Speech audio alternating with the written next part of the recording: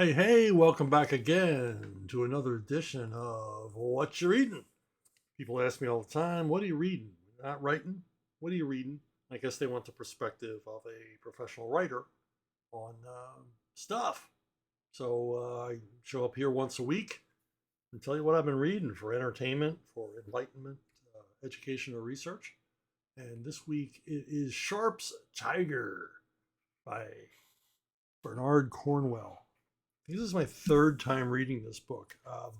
It's my favorite of the Sharpe novels, and it it's the only one I've really ever reread. But I'm so, it's got everything I like. I mean, I like Sharpe. I like all the novels, but this to me is the best one. And chronologically, it's the first Sharpe novel. It's the 15th one written, but it's the first novel chronologically because we meet Richard Sharpe as a young man. He's he's joined the army out of the gutters because at least he'd get fed. So he's working for the King's Shilling as a rifleman. Oh, well, actually, a musket man, as this novel begins.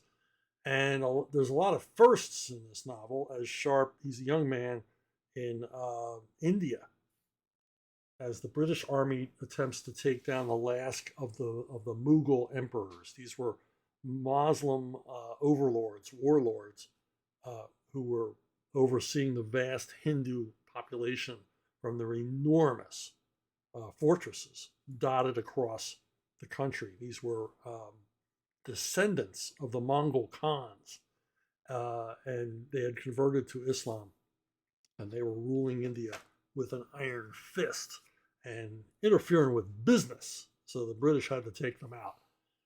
So Sharpe is just a soldier, and there's a bit of a romance thing with a camp follower who's been widowed, and Sharpe is introduced to his first rifle in this. The rifle is a relatively new development in 1799, and he's introduced to the uses and accuracy and recommendations of using a rifle. And the story largely deals with the siege of the fortress at Seringapatam. And it's this enormous concentric defenses, a stronghold that the Mughal leader thinks is impenetrable. And it's one of the things that I love about this book. I love a siege story. I love stories about siegecraft, about, mines and counter mines, about forlorn hopes and siege cannons and breaches and all the rest of it. I could go on and on about moats and the glacis and Vauban defenses, but I won't bore you with any of that. But this goes into some detail, accurate historical detail, about how the trenches were dug and armored and shored up, uh, creeping closer and closer to the walls at Seringapatam, so that the British could set up these enormous siege weapons to bring down walls and towers and create a breach so they can get into the city. And that's the big suspense MacGuffin here. Sharpe is taken prisoner and learns that there is a trap set for the British and native troops who are going to try to take the fortress. And this trap would kill hundreds of them and basically end the siege. And Sharpe has to not only escape captivity, face down a tiger, all the rest of it. He's got to get out of there with a whole skin.